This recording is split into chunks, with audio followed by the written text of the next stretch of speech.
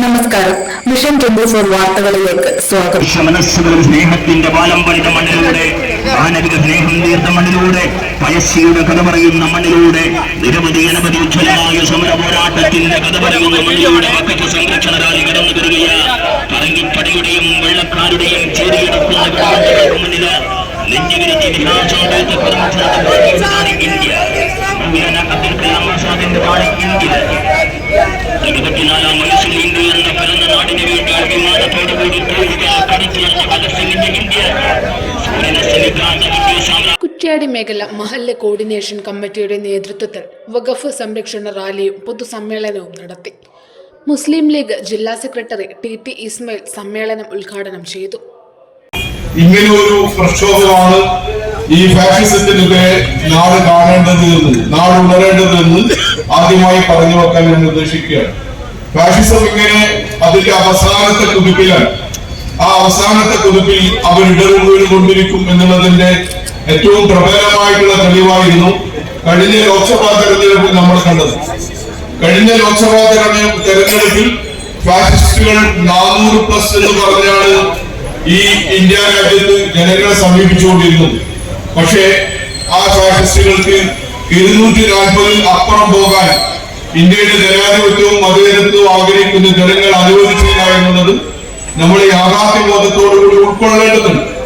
അതൊരു രാജ്യം, ഒരു ജനത എന്നതിനേക്കാൾ അപ്പുറം ഒരു രാജ്യത്ത് ഇന്ത്യ വിഭാവനം ചെയ്യുന്ന വൈവിധ്യങ്ങളുടെ ഒരു സങ്കര ഭൂമിയായിട്ടുള്ള നാനാത്വത്തിൽ ഏകത്വം എന്ന് പറഞ്ഞ നമ്മുടെ മഹത്തായിട്ടുള്ള മോട്ടോ മുദ്രാവാക്യം, ആ മുദ്രാവാക്യത്തെ യെസ് വെക്കുന്ന അർത്ഥത്തിൽ, ആ മുദ്രാവാക്യത്തിന് അനുഗുണമായി രാജ്യത്തിലെ ജനങ്ങൾ ഉണർന്നു വരുന്നു എന്നുള്ളതിന്റെ ഏറ്റവും വലിയ സൂചനയായിരുന്നു കഴിഞ്ഞ ലോക്സഭാ തെരഞ്ഞെടുപ്പ്.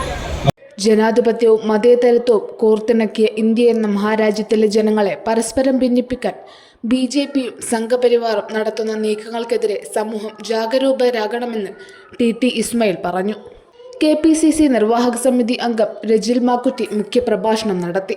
തങ്ങളുടെ രാഷ്ട്രീയ അധികാരം വെച്ചുകൊണ്ട് ഈ രാജ്യത്തെ ഭരണഘടനയെയും ഈ രാജ്യത്തെ വ്യക്തിസ്വാതന്ത്ര്യത്തെയും എല്ലാം തകിടം മറിച്ചുകൊണ്ട് നടത്തിക്കൊണ്ടിരിക്കുന്ന ക്രൂരമായ നിലപാടുകൾ ഓരോ ദിവസവും രാജ്യത്ത് വന്നുകൊണ്ടിരിക്കുമ്പോൾ അതിന്റെ ഏറ്റവും ഒടുവിലത്തെ പ്രത്യക്ഷ ഉദാഹരണമാണ് വഖഫ് ബില്ലും അതുമായി ബന്ധപ്പെട്ട നിയമവും നമുക്കെല്ലാവർക്കും അറിയാം. അങ്ങനെ നിയമങ്ങളൊക്കെ നടപ്പാക്കി ഈ രാജ്യത്തെ ഏതെങ്കിലും ഒരു മതവിഭാഗങ്ങളെ അങ്ങ് ഉമാക്കി കാണിച്ച് ഭയപ്പെടുത്താമെന്നാണ് നരേന്ദ്രമോദിയും അമിത്ഷയും കരുതെങ്കിൽ മലയാളത്തിൽ ഒരു സിനിമ ഇറങ്ങിയിട്ട് അതിനകത്ത് ഒരു ഡയലോഗ് ഉണ്ടായിരുന്നു. പൃഥ്വിരാജ് പറഞ്ഞത് ഈ രാജ്യം ഒരുത്തന്റെയും തന്തയുടെ വകയില്ല എന്നതാണ്.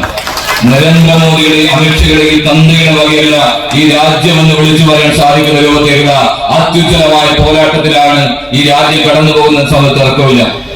രാജ്യത്ത് അധികാരം ഉണ്ടായതിന്റെ പേരിൽ അതിന്റെ പിന്തുണക്കിന്റെ ബലത്തിൽ തങ്ങൾ മറ്റു സമുദായത്തിന്റെ വിശ്വാസികളുടെ അവരുടെ സ്വത്തും സ്ഥാപന ജംഗ വസ്തുക്കളും എല്ലാം പിടിച്ചെടുക്കാമെന്നാണ് നിങ്ങൾ ധരിക്കുന്നെങ്കിൽ ഇത് ഇന്ത്യയാണ്, ഇത് ദുരുസ്വരമായ നാടാണ്.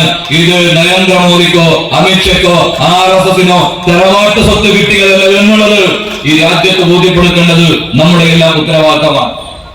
അതിന് ഇവിടെ ജാതിയില്ല, മതമില്ല, ഇത് മുസ്ലിങ്ങളുടെ പ്രശ്നമല്ല, ഇത് രാജ്യത്തിന്റെ പ്രശ്നമാണ്.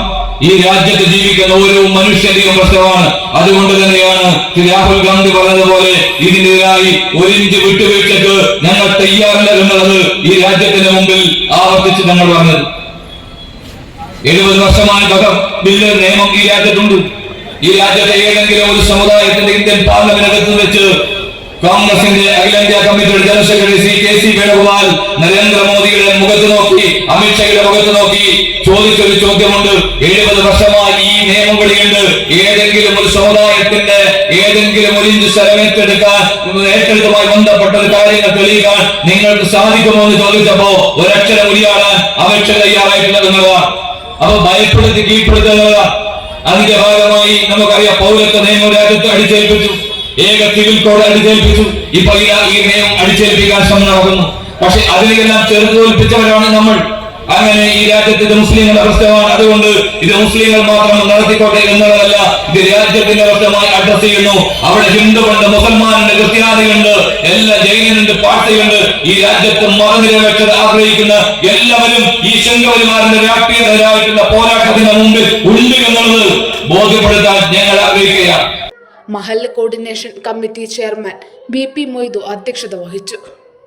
യൂത്ത് ലീഗ് നേതാവ് അൻവർ സാദത്ത്, വെൽഫെയർ പാർട്ടി സംസ്ഥാന secretary Jyothivas Paravur, V Abdul Rahman, doctor R Yusuf, UK Sadiq, Sreejesh Urath, KC Mujeeb Rahman, Moosa Kothambra, VP Kunhabdulla, CV Moidu, PK Suresh, CV Kunhabdulla, VM Moidu, MK Khasim എന്നിവർ പ്രസംഗിച്ചു.